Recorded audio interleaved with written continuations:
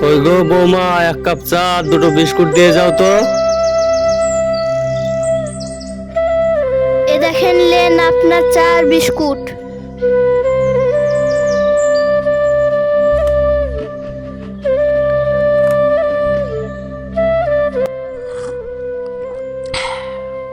বাবু তোমাকে ফোন করেছিল? হ্যাঁ, ফোন করেছিল আজকে রাতে। কি বলেছে? বাবু কবে বাড়ি আসবে বলেছে? কিছুদিন পরে আসবো বলেছে। আব্বা শুনেন একটা কথা, আপনার ছেলে বাড়তি খরচ করতে মানা করেছে। কি বললে বৌমা? সামান্য চা আর বিস্কুটে বাড়তি খরচ হয়ে গেল? আপনার ছেলে আমাকে যা বলেছে আমি আপনাকে তাই বলছি।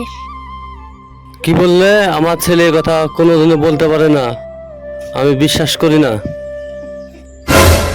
তো কি বলছেন? আমি মিথ্যা কথা বলছি? আপনার ছেলে আমাকে যা বলেছে আমি তাই বলছি।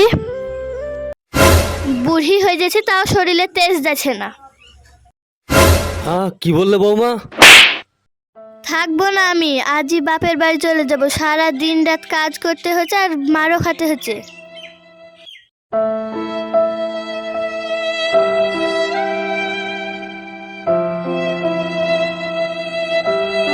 হ্যালো, কি করছো তুমি?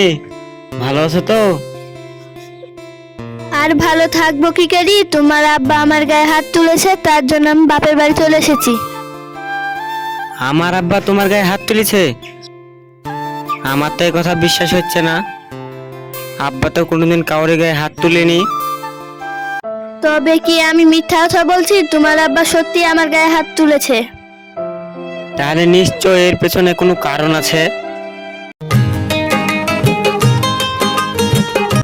কিরে বুড়ি, কবে এসেছিস তোর শ্বশুর বাড়ি থেকে? 1 সপ্তাহ হয়ে গেল আসা। কিছু হয়েছে নাকি? অনেক দিন হয়ে গেল এখনো শ্বশুর বাড়ি যাচ্ছিস না? আমার শ্বশুর আমার গায়ে হাত তুলেছে, সেই জন্য বাড়ি যাইনি। শুন বুড়ি, মা বাবা আর শ্বশুর শাশুড়ি ভালোর জন্যই বলে, কিন্তু ছেলেমেয়েরা না বুঝে অকারণে রাগ করে। তুই আজই শ্বশুর বাড়ি চলে যা, দেখবি সব ঠিক হয়ে যাবে। তুমি ঠিকই বলেছ ভাই, আমি কালই শ্বশুর বাড়ি যাব।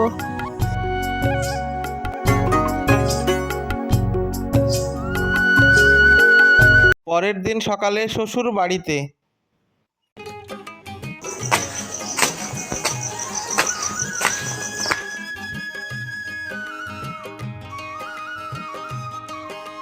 কি হলো বৌমা, বাপের বাড়ি থেকে চলে আসলা? হ্যাঁ আব্বা, আমি আমার ভুল বুঝতে পেরেছি, আপনি আমাকে ক্ষমা করে দিন। ঠিক আছে, আমি খুশি হলাম। যাও, তুমি ঘরে যাও। আজকে এই পর্যন্তই। ভালো লাগলে লাইক এবং সাবস্ক্রাইব করবেন। দেখা হবে পরের ভিডিওতে।